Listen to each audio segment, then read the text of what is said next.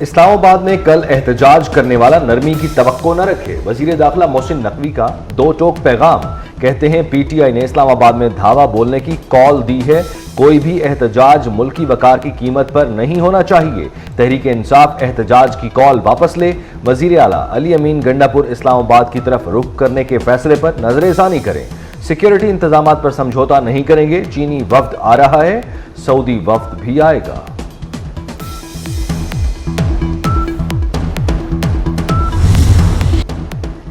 Article 63A case کا فیصلہ کالعدم قرار، سپریم کورٹ نے نظر ثانی درخواستیں متفقہ منظور کر لیں۔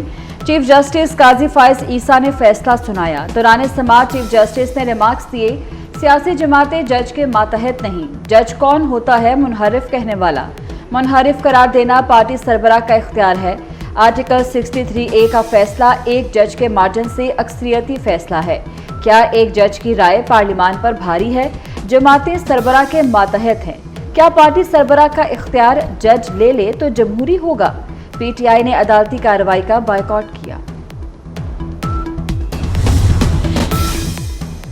بیرسٹر علی ظفر اور چیف جسٹس کا ایک دوسرے کو مفت مشورہ۔ علی ظفر نے کہا تمام جج آپس میں مل کر بیٹھیں، جس پر چیف جسٹس نے کہا ایک مفت مشورہ ہمارا بھی لیں، تمام جماعتیں بیٹھ کر معاملات طے کر لیں۔ چیف جسٹس کے ریمارکس پر کمرہ عدالت میں کہکہے لگ گئے۔ چیف جسٹس نے کہا ججوں کے درمیان کوئی لڑائی نہیں ہے۔ آئینی ترامیم پر کسی صورت حکومت کا ساتھ نہیں دیں گے، مولانا فضل الرحمان کا دو ٹوک اعلان۔ کہا اجلت کس بات کی ہے، حکومت آئینی ترمیم کا معاملہ مؤخر کر دے۔ اپوزیشن سے کہتا ہوں کہ وہ بھی احتجاج نہ کرے، شنگھائی تعاون تنظیم کانفرنس تک تمام اختلافات بھلا دیے جائیں۔ آرٹیکل 63A کی تشریح کا فیصلہ قبول ہے۔ کسی بھول میں مت رہنا، دہشت گردوں سے نمٹنا آتا ہے۔ مریم نواز کا پی ٹی آئی کو واضح پیغام، کہا صوبوں کے عوام کو لڑانے کی کوشش کی جا رہی ہے۔ آئی جی پنجاب نے کہا آرسو گیس شیل خریدنے ہیں، میں نے جواب دیا کہ ان کا بل کے پی حکومت کو بھیج دینا۔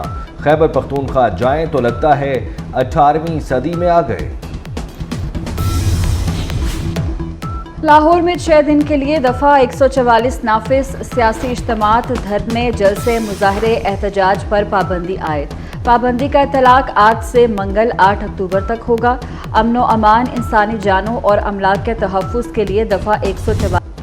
بانی پی ٹی آئی کو اقتدار کے لیے لاشیں چاہیے، ان کا ڈی چوک آنے کا مقصد تصادم ہے۔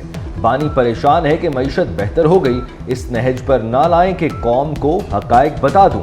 سینیٹر فیصل وابڈا کی پریس کانفرنس، علی امین گنڈا پور کو پیادہ قرار دے دیا، کہا غنڈہ گردی کرنی ہے تو دیکھ لیں گے، دیکھتے ہیں سیاسی فتح کس کی ہوتی ہے اور کون سیاسی دفن ہوتا ہے۔ غزہ، لبنان اور یمن میں انسانیت کا قتل ہو رہا ہے، مقبوضہ کشمیر میں لوگ اپنے حقوق کی خاطر قربانیاں دے رہے ہیں۔ وزیر اعظم شہباز شریف کی ملیشین ہم منصب کے ساتھ مشترکہ نیوز کانفرنس، غزہ میں فوری جنگ بندی کا مطالبہ۔ ملیشین وزیر اعظم کی کشمیر پر پاکستان کی حمایت۔ انور ابراہیم نے کہا کہ مسئلہ عالمی قراردادوں سے حل کیا جائے، شہباز شریف کے کام کی لگن ملکی مفاد میں ہے۔ فلسطین پر سب کو ایک پیج پر ہونا چاہیے، تمام جماعتیں غزہ کی آواز بننے کے لیے ساتھ دیں۔ بلاول بھٹو کی حافظ نعیم کے ہمراہ میڈیا سے گفتگو، کہا اسرائیل فلسطین پر قبضہ کرنا چاہتا ہے، اسرائیل کو انسانی حقوق کی پرواہ نہیں، فون اور پیجر کو بموں میں تبدیل کیا گیا۔ حافظ نعیم نے کہا اسرائیل نے غزہ میں ظلم کی انتہا کر دی، عوام 7 اکتوبر کو باہر بچوں کے ساتھ۔ اسرائیل کا بیروت پر فضائی حملہ، 9 افراد جاں بحق، بمباری سے بیروت میں کئی عمارتیں تباہ، 24 گھنٹے میں شہید افراد کی تعداد 46 ہو گئی۔ حزب اللہ اور اسرائیلی فوجیوں کے درمیان جنوبی لبنان میں شدید لڑائی، اسرائیل نے اپنے 8 فوجیوں کی ہلاکت کی تصدیق کر دی۔ مشرق وسطی میں کشیدگی، سلامتی کونسل کا ہنگامی اجلاس، امریکہ نے پاسداران انقلاب پر پابندی کا مطالبہ کر دیا، ایران کو بھاری قیمت چکانا ہوگی، اسرائیل کی دھمکی۔ ایرانی مندوب نے جواب دیا اسرائیل خطے کو تباہی کے دہانے پر دھکیل رہا ہے، چین نے اسرائیل کو تنازعات بڑھانے سے خبردار کر دیا، روس نے کہا اسرائیل ایران اور امریکہ کے درمیان جنگ چھیڑنا چاہتا ہے، عرب لیگ کا غیر معمولی اجلاس بھی طلب کر لیا گیا۔ ایران کا اسرائیل پر حملہ، اسرائیل کے نوٹم ایئر بیس کو پہنچنے والے نقصان کی سیٹلائٹ تصاویر جاری۔ غیر ملکی میڈیا کے مطابق حملے اسرائیل کی نوٹم ایئر بیس کو نقصان پہنچا۔ سیٹلائٹ تصاویر پر اسرائیل کا جواب دینے سے گریز۔ بیلسٹک میزائل حملے میں اسرائیل میں کئی گھر بھی تباہ ہوئے۔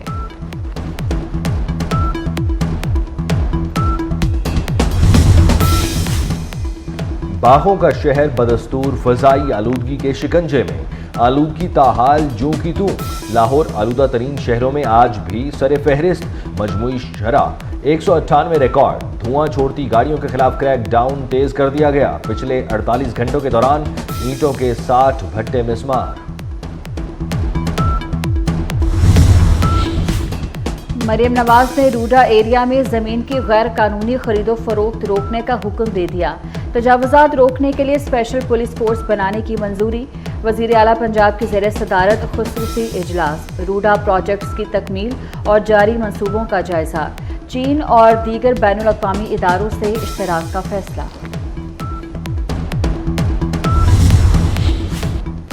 الیکشن ہارنے کے باوجود عہدے پر برقرار رہنے کا جرم۔ امریکی ڈسٹرکٹ جج نے ڈونلڈ ٹرمپ کے خلاف الیکشن کیس میں اہم معلومات جاری کر دی۔ ٹرمپ نے 2020 کا الیکشن ہارنے کے باوجود عہدے پر رہنے کے لیے جرائم کا ارتکاب کیا۔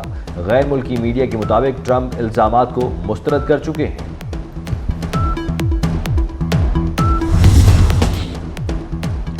ویمن T20 ورلڈ کپ شروع۔ پاکستان کا پہلا ٹاکرا شری لنکا سے 1 گھنٹے بعد ہوگا۔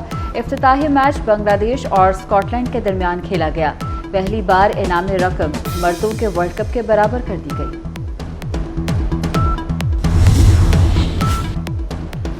انگلینڈ کے خلاف ٹیسٹ سیریز کی تیاریاں۔ پاکستان کرکٹ ٹیم کی ملتان کرکٹ اسٹیڈیم میں پریکٹس۔ پہلا ٹیسٹ 7 اکتوبر سے ملتان میں شروع ہوگا۔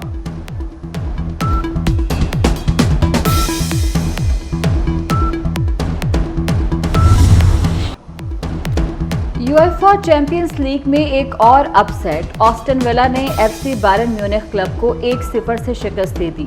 پوائنٹس ٹیبل پر آسٹن ولا 6ویں اور بائرن 15ویں پوزیشن پر موجود۔